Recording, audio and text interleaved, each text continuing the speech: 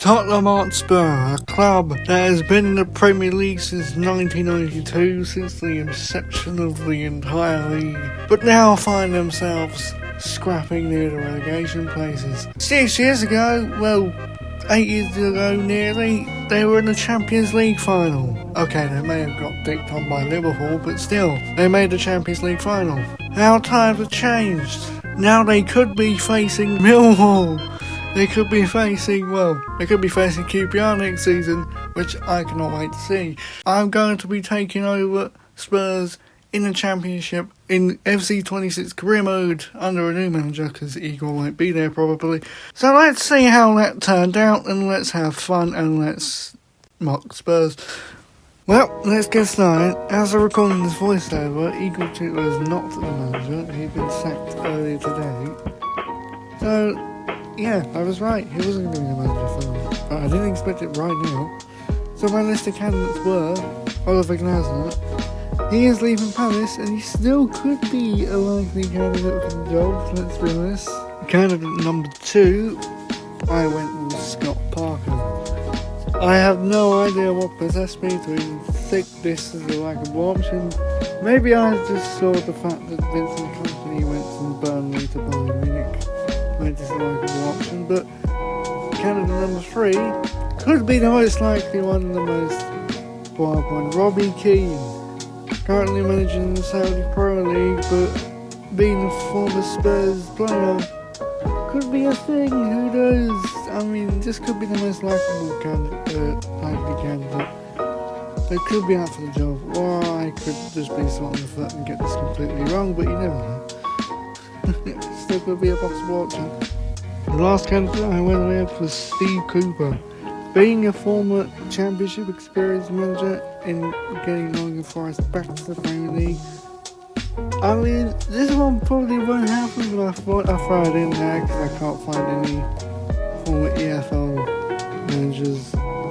If you count Rafa Benitez, that's the only one, I think. So I thought I'd have one former Championship manager in there. But ultimately I ended up going with Robbie Keane. Oh god. The summer clear out began with Vicario going to Newcastle, Double Solanke to Brentford, and Pedro Porro to PSG. Next one was Romero going to Chelsea. The big one, Maddison to Man United. Disney Odogwu made his way up to Germany to Dortmund. And Van der Ven to Real Madrid. So, with all the player sales, it left us with £381 million. You would think I would waste this money on top class players, but no, I wanted to keep this career experiment realistic, so we're going to stick with Championship players and Premier League youngsters, and maybe some old players. Nowhere above 84. So after some intense transfer searching around, I settled on these players. First, we were in the progress of trying to get Joe Bellingham on loan. We nearly signed Dan James because of the pace, but ultimately I went with the right back from Coventry, who's quite high rated, and Tyler Highwood-Bowles from Southampton, formerly City. But we got him as well, and also a former player returns. Give me a second. Jack Clark returned to Tottenham. To be fair, being in the Championship, I thought I'll give him a crack at Spurs again. And also we signed James Trafford. This man needs game time, and I thought I was the only one that could save his career. To be fair, he probably needs to drop down at this point. Yes, this man just needs his career to be saved. And last but not least, for a striking option, I went with Kevin Archer. Eventually, a couple of days later, Joe Bellingham did arrive on loan. So the journey begins for Tottenham Hotspur in the EFL Championship. It began with a home fixture against Swansea City. Question is, could Spurs end up starting well and thrash them, or will they feel the effects of being in the Football League and have an unexpected, difficult start? But there's the question. The game started off pretty much easy. 15 minutes in, our first goal in the Championship was scored by should have been scores. It was rolled out for offside by Richarlison. Yep, a foot offside. A foot. When? Referees. You gotta love them. Really, you have to. They're great. Especially in the Championship. Later in the game, we look to take the lead properly this time. And it happened to happen very strangely almost, as Joe Bellingham scores Tottenham's first goal in the Championship ever. So there you go. Joe Bellingham kicks off the season. But this is the Championship and anything can happen, as we found out. As Swansea equalised due to a follow-up shot, which, to be fair, I wasn't a fan of, but this is the Championship, so yeah, I'll let it off. Soon later in the second half, around the 67th minute, please don't do the joke, we ended up scoring again, making it 2-1. Richarlison finally got the goal that he deserved after being chalked off offside earlier. But then again, we were given another stroke of luck as a handball was occurring, so we got our first penalty in the Championship as well. Richarlison decided to step up for this one as well. And he was going to slot this in. It was 3-1 Spurs, so it's going well. Oh, it's easy. It's going to be such an easy season, it seems. Richarlison boxes the corner flag. And there you go, really. The game moved on. We were looking for the fourth, and did we get the fourth? You bet we did. Richarlison got his hat-trick. The shot coming in off the post. There you go. Spurs began their Championship life with a 4-1 win over Swansea City. Richarlison grabbing a hat-trick on the opening day. Next, we had a trip to Millwall, the Den. It's the first London derby of the season since Spurs returned to the Championship. So it's going to be a feisty one. Well, I realised I probably should have relegated West Ham. But anyway, nothing really happened. The game ended 0-0, so it has that. Spurs' first loss in the Championship came at the hands of Norwich City. The Spurs lost 2-0 at Carrow Road. A harsh lesson in the Championship life for Tottenham. Yes, I thought, you know what, it's about time they taught a bit of realism, so yeah. Then came a big game. Yes, we were against QPR, one of the very first London derbies we had. Yes, I was quite... Seems surreal to be up against the team I support for this, but yeah. We started off nice and brightly. Within 18 minutes, Richarlison gave Spurs the lead. We should be comfortable from here on out then. Oh, you bet we were. Just before half time, a little bit of brilliant passing up to Archie Gray from Richarlison. And Archie Gray, being a bit cheeky, chips Paul Hardy, goes straight over his head. And that is 2-0 Spurs. I honestly thought, I've never done a chip shot in a while, and I haven't done it for so long, so I gave it a go here, and luckily it pulled off for once. I mean, look at the replay here. Just straight up over his head. There's nothing he could have done. But yes, of course, being FC26, the handball sensitivity is massive. Nicholas Madsen scored a penalty, but ultimately we came out 2-1 winners anyway, so it wasn't so bad. So, it's December, it's the halfway point of the season, and look at that, we're already on 50 points, about 8 points ahead of Burnley in second. Sheffield United are not too far behind as well, so it was a bit of a tight competition by December, but as you'll find out, it gets less and less. So, Boxing Day, we face Blackburn Rovers at home at the Tottenham Hotspur Stadium. The Boxing Day is a time where people just come over, get over Christmas, but you still realise you've got a match day on Boxing Day, so you can't really rest or get over your hangovers properly, but there you go.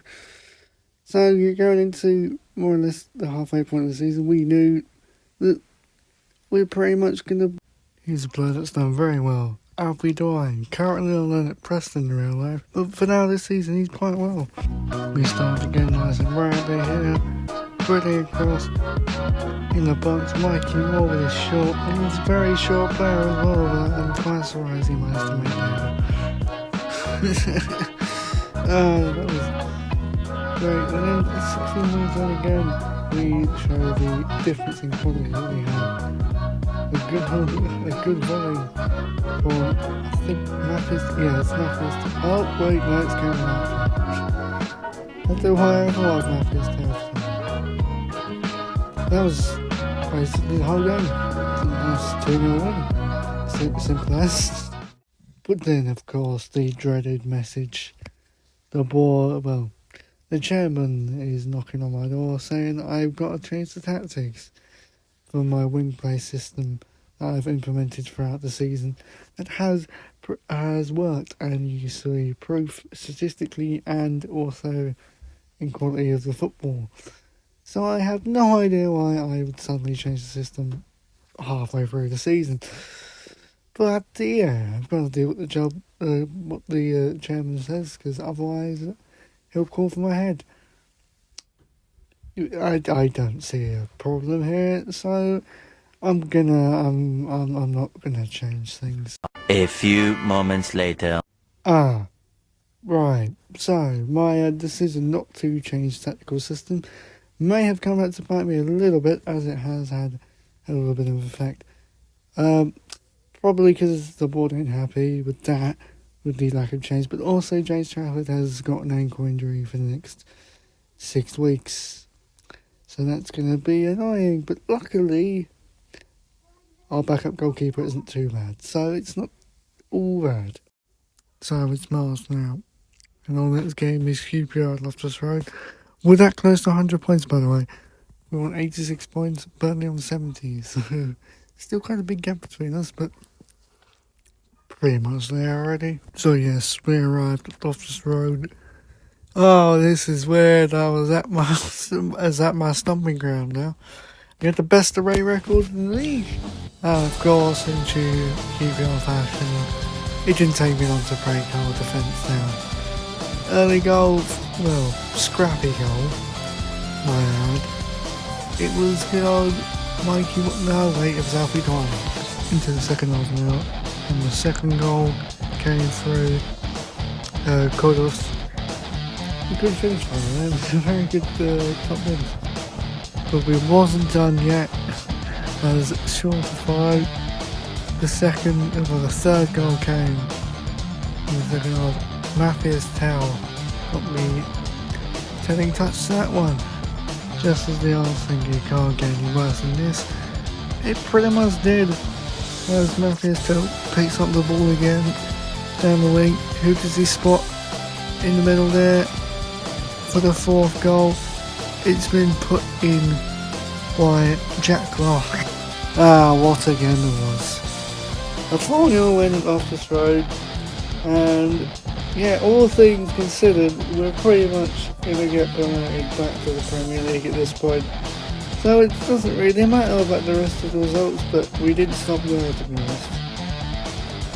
We had to play Charlton next. Right, on to the visit of the addicts to the Tottenham Hotspur Stadium. Again, another early start as we took the lead very, very early yet again.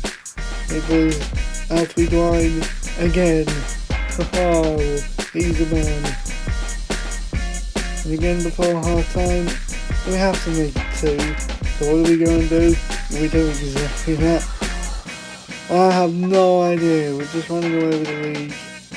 It's easy. It's easy now. Alfie Dwyer again. Jesus, this man's on a roll. But of course, that was it. A nice 2-0 win, to be fair. Yes. The sticky patch of the season began. A 1-1 draw at Bristol City. And we just managed to grab ourselves a 1-0 win away at Ewood Park against Blackburn. Oh boy.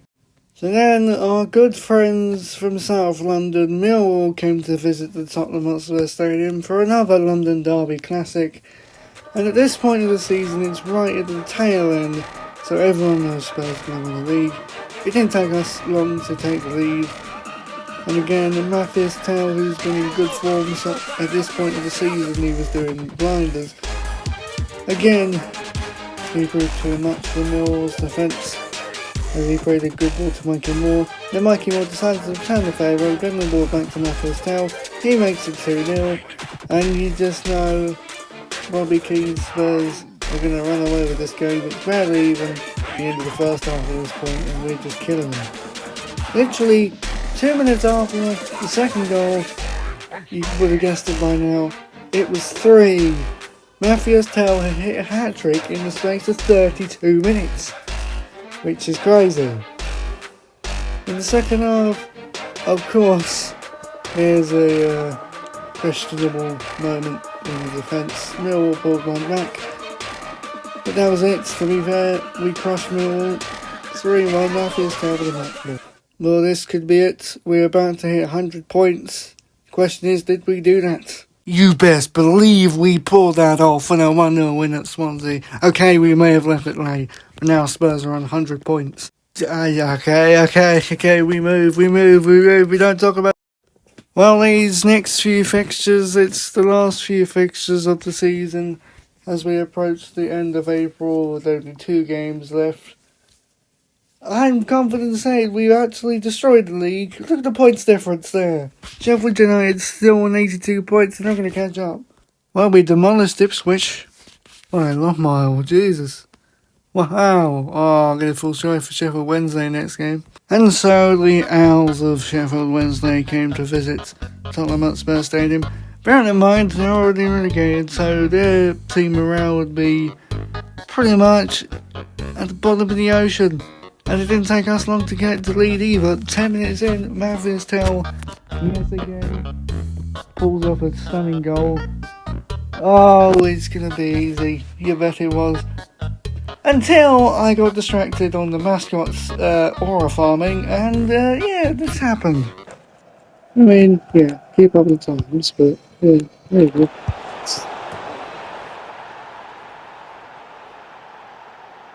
Damn it, find a mascot. It's We were also denied the late winner for Murphy Cooper, you absolute fucking drink! But it's alright, because we were crowned champions on the same day as well, so yeah, it all worked out fine. Yeah, Spurs win the championship. Oh, it all worked out in the end. Sorry, Arsenal fans. Spurs won the championship. I reckon we could have won the game. It would have made it better. And so the final 2 games, 0-0 draw with Watford and a 3-0 win over Burnley, pretty much wrapped up the entire season easily. We finished with 111 points. Miles ahead of the top 6, by the way, so yeah, it was a whole different marathon for them. So we come to the end of this experiment. Going down was, in fact, Stoke, Watford and Oxford. Yes, it was interesting, it was fun, but it was also easy. So anyway guys, I'm going to wrap this up here. I really hope you enjoyed this, because I really did enjoy making this. It's taken ages for me to get edited, by the way, because I was away for Easter and I kind of took a week off. Just because, you know, it's a holiday, so I needed time off with YouTube a little bit, but I'm back now. I was editing this a little bit in between them, but I wasn't doing as much. I really hope you enjoyed this anyway, because I feel like this was a great idea considering the Spurs were in a mess. And as of right now, they are literally in the bottom 3 of the Premier League, so I mean, for all we know, this could happen, or they could do a Leicester and do a great escape. But then again, they're not going to win the league the next season, are they? So, again, I would really appreciate you guys if you show some love to this video, leave a like and subscribe to the channel, because it massively helps the channel and it gives me a massive boost. I'll see you guys next week. Oh, fucking hell, what happened there?